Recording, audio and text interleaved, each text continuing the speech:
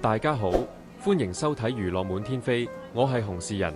今集要介紹嘅第4位客串演員係曹欣玲，飾演具正義感又孝順嘅大寶個女曹欣玲。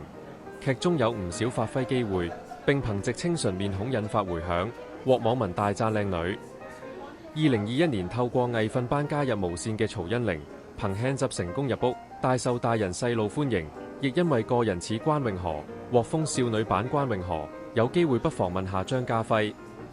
劇集方面，曹欣玲曾參演處境劇《愛回家之開心速遞》、《靈氣逼人》、《黑色月光》及《反黑英雄》等等，其中更因響《反黑英雄》中飾演過姚子羚背替而引起高度關注。網民激讚劇中閃現正面嘅曹欣玲有仙氣，好有女朋友感覺，好真，同皮膚勁好。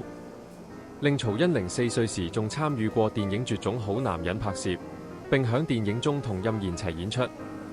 我係娛樂滿天飛嘅洪仕仁，多謝大家支持，請訂閱、留言、轉發，下集見，拜拜。